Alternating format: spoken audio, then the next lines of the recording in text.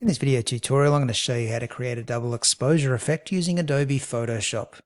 Now, a double exposure effect is simply taking two images and blending them together in a creative manner. And if you jump onto Google Images, you can do a bit of a search for double exposure and have a look at a few examples before you get underway today, just to give you a bit of an idea of what we are working towards. Now, more often than not in a double exposure, you're going to have a portrait, more like a headshot of a person, blended in with some sort of landscape or cityscape kind of image. Okay, you're not restricted to using those as your double exposure though, but that's generally what works well and what a lot of people tend to use. Okay, so let's get started on making our simple double exposure today over in Photoshop. Once in Photoshop, load up the image of the model that I've supplied for you. If you are watching on YouTube, just check the link in the video description below for this image. It is a little bit small when you can't get started, so hold down Alt on your keyboard and scroll up to zoom in a little bit.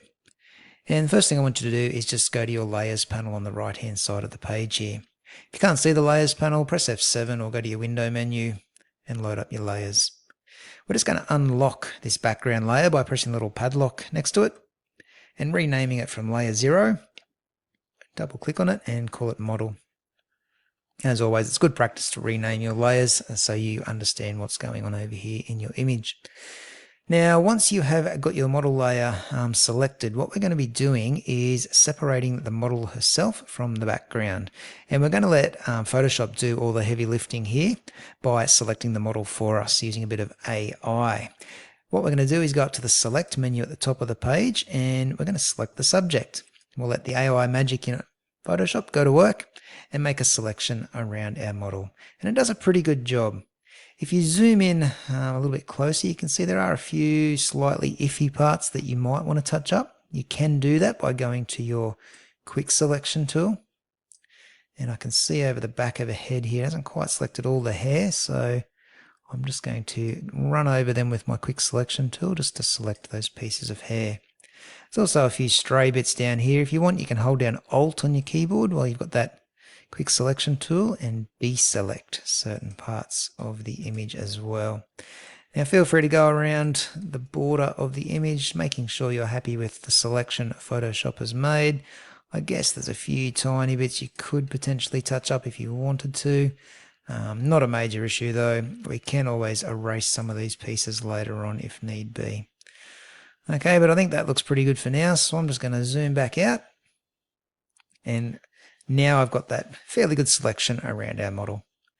Next thing I'm going to do is create a layer mask just to remove that background. So I'm going to go over to my Layers panel and press the third little tool across there, which is the rectangle with the circle inside of it. And that makes our model separate from the background, and it does hide that background as well. Alright, next thing we're going to do is we're going to bring in the image we would like to blend in with our model today. Okay, and the way we're going to do that is simply drag it and drop it straight on top. So from my account, I'm going to grab that image of the forest and drop it straight on top. It doesn't quite fit the page, so you will need to stretch it out a little bit before you accept any changes there, just so it fills the whole page up. And that's looking pretty good. So you can press that little tick at the top there to apply those changes. Alright, so what we're going to do now is make this forest image blend in with our model. There's a few ways to do that, but the technique I'm going to use today is simply go to the forest, right click, and create a clipping mask. Okay, and you can see now that that image of the forest works its way around the shape of the model, which is on the layer beneath it. Now, to bring back some of the features of the model that we have lost, we need to actually use another layer mask and do a bit of painting on top of the image. So with the forest layer selected, go and make a layer mask down the bottom again. We've done it once this lesson, we'll do it again now. Go and grab your brush tool from your toolbox and head down to the bottom left here where you've got your two different foreground and background colors, making sure that black is on top, white is on the bottom. Now when we paint onto this layer mask using the black paintbrush tool, it's going to make the features of the model on the layer below there shine through. Okay, there's just a few settings I want to change before we do that. Go up the top and change your brush to a soft round brush if it's not already one of those. You'll find the soft round brushes in the general brushes. Size can probably bump down about 90 to 100 pixels. I'm going to leave the hardness just a couple of percent there, maybe around 2 or 3%. And there's one more option up here, the flow. Okay, change the flow to about 5%. So it restricts the flow of paint coming onto our canvas here. Alright, so it's going to be very light when we paint onto this image. So let's start painting around the model's face here to try and bring back some of the features of her face. So start around the edges there and you'll see it starts to get a bit darker. And as you go over it a few times, you'll start to see the model on the layer beneath shining through. Now remember, it is very light because I've restricted the flow of my paintbrush. I don't want to go too fast while I'm doing this, so just go over it a number of times, adding that detail back into the face, but not going too far. We still want to see that picture of the forest behind the image there. I'll bring back a bit more of the ear and that, but that's probably about all I need to do on the face. You can bring back a bit more of the hair, and then you can head around the bottom sections here. If you want to make your brush a bit bigger, you can change the size just up the top here, or you can press your square brackets next to the letter P to make your brush bigger and smaller as well. It's a little shortcut for you. And just start bringing back a little bit of the body of the model, not too much. Okay, so you can start to see that's looking all right now. Okay, as we've started to make those two images blend together, we can start to see that it's a bit jagged, I guess, around the model's head there. Okay, so we might need to put in a background image just to try and soften that so they're not as noticeable. So what I'm going to do is bring in the same forest image one more time, just by clicking and dragging it over to my canvas here.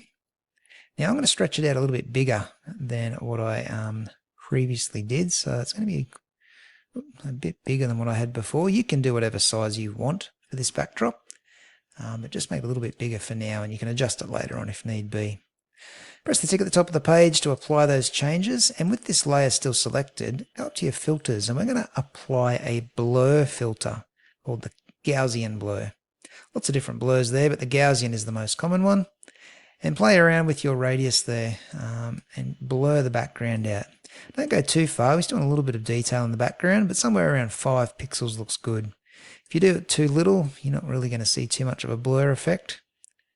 It may distract from our subject, so let's just blur that background so it's not too distracting.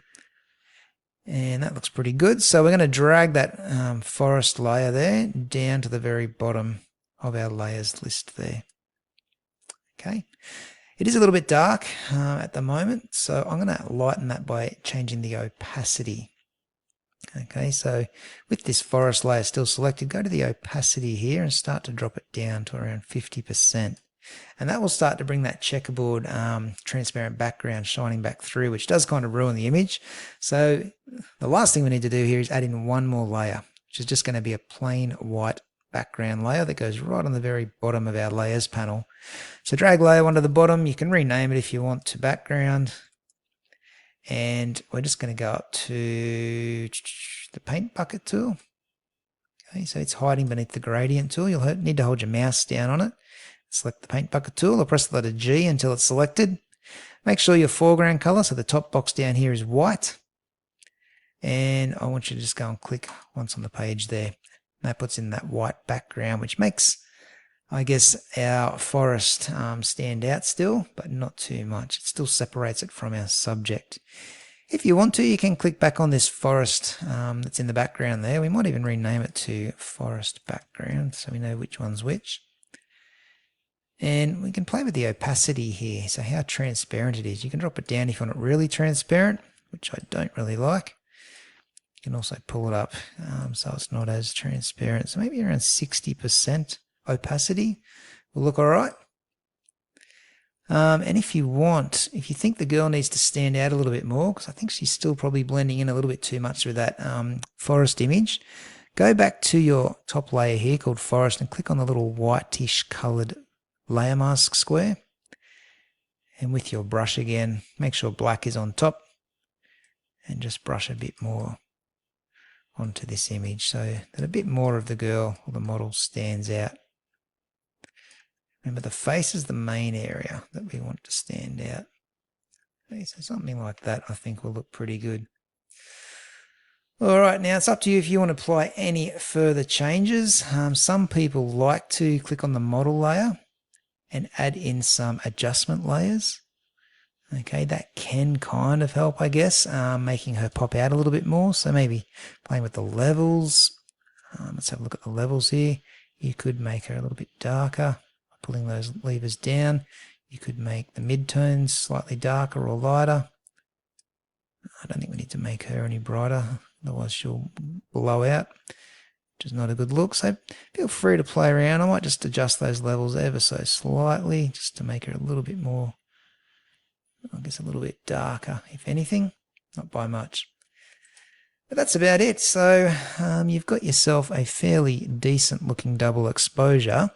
If you want as well, I forgot to mention this as well, you can adjust that forest image in the background of her as well, simply by clicking on it, and you can resize it. Whoops.